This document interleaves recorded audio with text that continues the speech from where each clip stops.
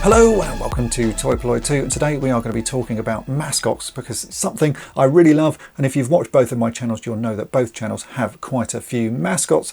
Now when I started Toy Polloi I knew that I wanted some sort of representation for myself on screen because I didn't really particularly want to be on screen, and that's how the first mascot happened. And over the years I've actually amassed quite a few for each channel, and they all have their little individual stories about how they happened and how I put them together.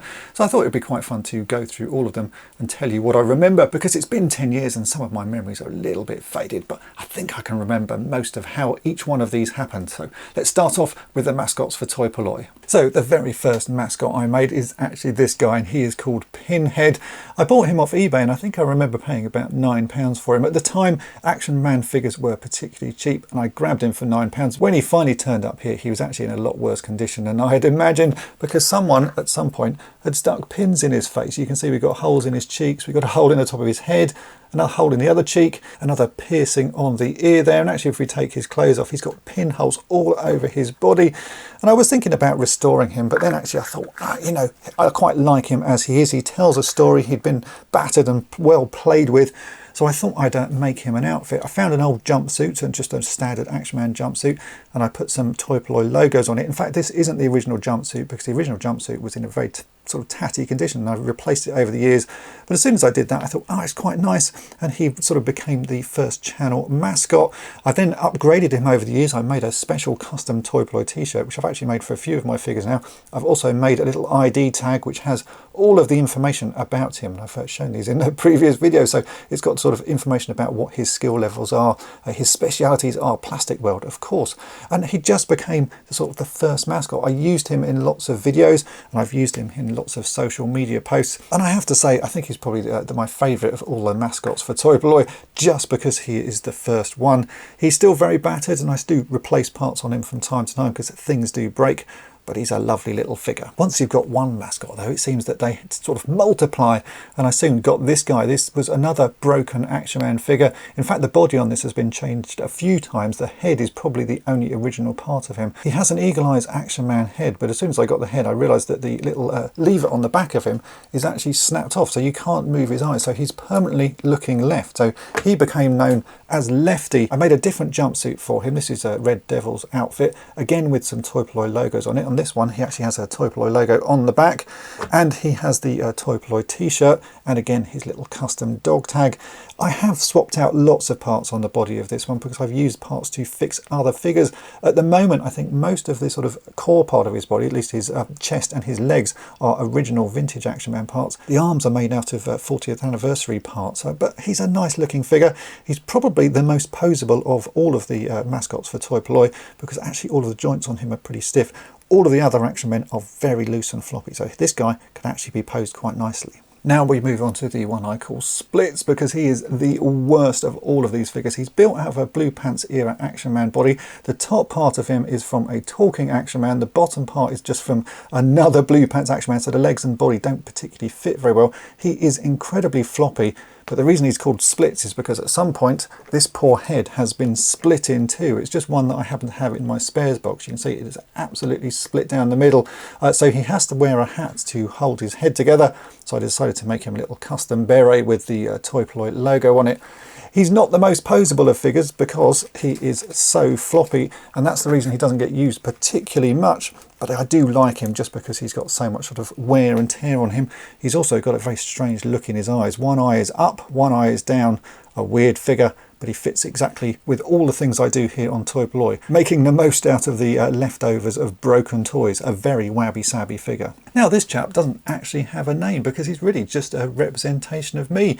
I was given the head by Nick Action Pop Dad. He sent some heads away to be reflocked, and he got one reflocked in grey and had a beard put on it, and he thought it looked a little bit like me, so I did a little bit more modification to it to sort of trim down the beard to make it look as close as I could to mine. And then another friend of mine, Kathy, Jolly Dolly Shop on Instagram, gave me a pair of glasses, and he just started to really sort of represent an Action Man version of myself. So I found some overalls, I gave him a few tools and a little custom badge, and he is now just my sort of Action Man version of myself. I don't use him particularly often in videos and photo shoots, but it's quite nice to have an Action Man that just looks a little bit like myself. And then finally for Toy Polloi, we have this young lady, which I'm calling Destructible, a name actually chosen by my viewers. I needed a name for this figure because I wanted to use her in an intro for the channel that was based on the X-File.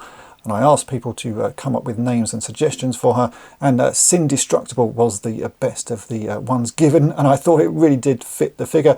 This was my first ever go at rerouting hair on a doll. It was something I'd wanted to learn how to do, and again Kathy from Jolly Dolly Shop taught me how to do it, and this was the first time I'd ever done it. It's not the greatest set of sort of rerouting of hair, but it does work. And I thought once I'd done it, what else could I do with this figure but turn it into a mascot? Because all of the mascots for Toy Polloi are very male. I thought it would be quite nice to have a female mascot. So Destructible is the first female mascot for Toy Polloi. I really like the outfit as well that Destructible has, because it really is quite complementary to the one that I sorted out for Pinhead, both in blue overalls, just with some Toy Polloi detailing on. So yeah, I think she's a really nice figure and certainly complements the other guys. When the Toy Polloi mascots are not being used, I store them here, and this is an old sort of wine box that I was given. I've painted it, put some custom logos on it, and inside you can see we have storage for 4 of the Action Man figures. They're a little bit tightly cramped in there, but they are nicely held in place, and it's a great way of storing them, and it's a great way of moving them around. So when I need to travel with these guys, this is how they travel. Now we come on to Toy Polloi 2's mascots, and because Toy Polloi 2 there's a lot of unboxings and opening of things, I thought it'd be fun to have some figures that I could dot around while I was opening those boxes. And the first figure that I made for that is Subatomic Man. He is built out of an Atomic Man body that I picked up at a toy fair. In my boxes of parts, I knew I had some other pieces for him, and I was able to rebuild this figure. He's not in very good condition. There's bits of flock missing, there's bits of broken parts on his body, but by the time you put a jumpsuit on him, I think he looked pretty nice. So I gave him some Toy Polloi 2 logos, another custom dog tag, and he became the first mascot for Toy Polloi 2, and I have to say probably one of my favourites. Now we come on to Half Vader. Half Vader happened because I was rummaging through some boxes of broken figures and toys that I have here, trying to find a new project. And in one of the boxes, I found the remains of a Darth Vader. It basically was Darth Vader with one leg. And then I sort of remembered that in another box of spare parts, I had an arm, and it just so happened that it was the right arm.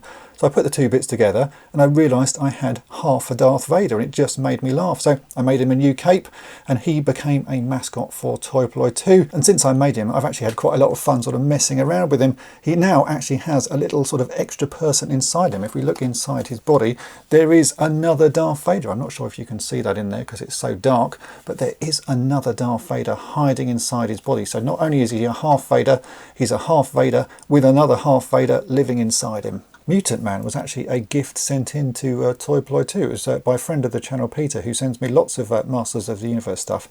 He very kindly put this figure together. It's made out of all sorts of remnants of other figures. He'd wrapped it up and sent it in as a sort of a present that I had to open. I just really liked the way he looked.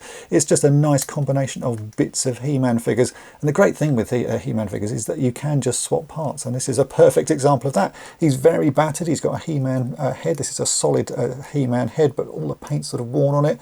But I just think he's a fantastic looking figure. So Mutant Man was a gift to the channel, and he really is a nice little figure and a great addition to the mascots. And then we have this chap who is a very battered and worn stormtrooper who originally didn't have a name, so I asked the viewers of Toy Polloi 2 to name him, and the name that was sort of chosen was Worn Trooper, which I really quite like because he is a very worn stormtrooper.